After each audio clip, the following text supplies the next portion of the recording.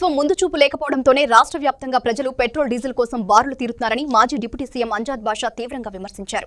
కడప నగరంలోని తన క్యాంప్ కార్యాలయంలో నిర్వహించిన మీడియా సమావేశంలో ఆయన కూటమి ప్రభుత్వంపై ఘాటు వ్యాఖ్యలు చేశారు. ఈ సందర్భంగా మాట్లాడుకుంటూ దేశంలో ఎక్కడా లేని విధంగా కేవలం ఆంధ్రప్రదేశ్లోనే పెట్రోల్ డీజిల్ కొరత నెలకొనడం ఆందోళనకరమన్నారు. రాష్ట్రంలోని ప్రతి పెట్రోల్ బంక్ వద్ద వందలాది వాహనాలు క్యూలో నిలబడటం ప్రభుత్వ వైఫల్యానికి నిదర్శనమని ఆరోపించారు. మీ అందరికి కూడా పంచిపెట్టే కార్యక్రమాన్ని చేస్తారని చెప్పి ఆ రోజు ప్రజలకు అందరికీ నమ్మబలికి ప్రజలతో ఓట్లు వేయించుకొని మరి ఈరోజు అధికారంలోకి వచ్చిన ఈ కూటమి ప్రభుత్వం చంద్రబాబు నాయుడు గారు, ఈ రాష్ట్ర ముఖ్యమంత్రి గారు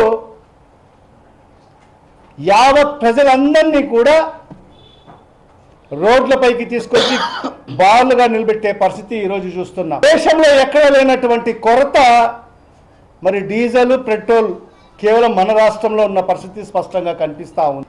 ఎక్కడ చూసినా కూడా వందల మోటార్ సైకిల్స్, కార్లు ప్రతి పెట్రోల్ పంప్ కాడ బార్లుగా నిలబడిన పరిస్థితి స్పష్టంగా కనిపిస్తూ ఉంది. మరి ఈరోజు చూడండి, ప్రతి పెట్రోల్ పంప్ కాడ కూడా మరి ఇదే పరిస్థితి. కొన్ని వందల వాహనాలు క్యూలో నిలబడి మరి అనేక చోట్ల నో స్టాక్ బోర్డులు. మరి ఇవాళ ఇక్కడ మీరు చెప్పొచ్చు, ఇది మీ పత్రిక, సాక్షి పత్రిక, మీరు ఏదైనా ఫోటోలు పెట్టచ్చు అని చెప్పి మాట్లాడచ్చు. మా సాక్షి పక్కన పెట్టినా మీ యొక్క పత్రిక ఆంధ్రజ్యోతి మీ పత్రికే ఈ ప్రభుత్వానికి వెనకేసుకొస్తున్న పత్రిక. చంద్రబాబు నాయుడు మీద ఈగ వాలనీయదు ఈ పత్రిక. మరి అలాంటి పత్రికలు కూడా చూడండి,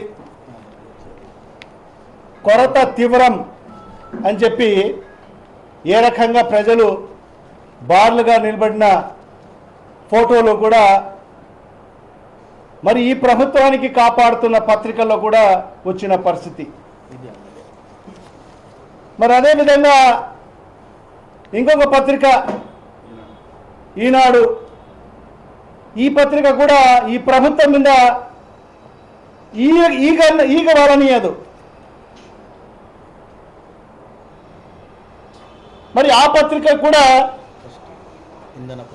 స్పష్టంగా ఇంధన కొరత, అంతటా కలత.